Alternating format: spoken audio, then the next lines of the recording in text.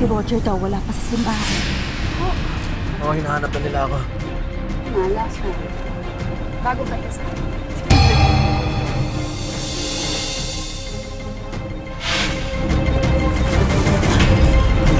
walang din. Roger! Susi! Tama, walang hiya kayo, ha? Walang hiya kayo! Nilalako niyo ako, ha? Ikakapatid pa din naman kita! Di ba pinaalis ko na kayo? Ano pong ginagawa niyo dito? Hindi kami aalis dito. Ako nagpatayo ng bahay na to, kaya may karapatan kami ni nanay tumira dito. Na pinatayo mo sa lupa ko. Lahat gagawin ko para kayong sumuko. Namin nga! Bakit ginaganyan mo? Kalala ba ko lang? Ate, alam mo naman may relasyon na kami ni Roger, di ba? Sige na. Hindi mo matanggap? Baka puyak naman! Hindi mo! Na hindi nila ako natagahan. Sinila na nila yung buhay ko. Pero ayoko ibigay sa kanila yung tagumpay na tayo ang aalis dito. Alam niyo, kayo na nga itong mga sampid. Kayo pa itong mahilig bang away. Demonyo ka talaga! Ay! Ay! Huwag kang umarte dyan!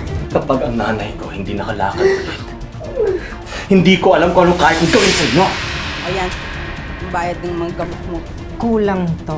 Huwag naman sana sa nanay ko lahat ng sisi. Alam mo, may ugali din yung nanay mo, di ba? Tanggol mo naman yung nanay natin. Hoy, hindi ko babalik rin ang nanay ng asawa ko. Ikaw ba yung nagmamalak sa akin yun? Tatapusin ko na to! Ano? Kung hindi kami makikinabang sa bahay na to, kayo rin yan. Hindi nito matitirahan. Hindi mo naman kailangan magtiis dito. Ako nagpatayo ng bahay na to, di ba? Kung sana matagal na kayong umalis sa bahay namin, sana hindi umabot sa ganun. Ibig sabihin, may karapatan din akong gibain to. Bastos Sige ka na, talaga! sa akin na yan! Ay! Nay! Importante ka! Kuya, huwag na! Sige lang, kuya. Kuya, ng tatay mo yan! Nay! Nay! Nay! Nay! Sagad talaga sa buto yung kasamaan niyo lahat! Babae, inagawan na ng asawa, aagawan pa ng bahay at lupa ng sariling kapatid niya.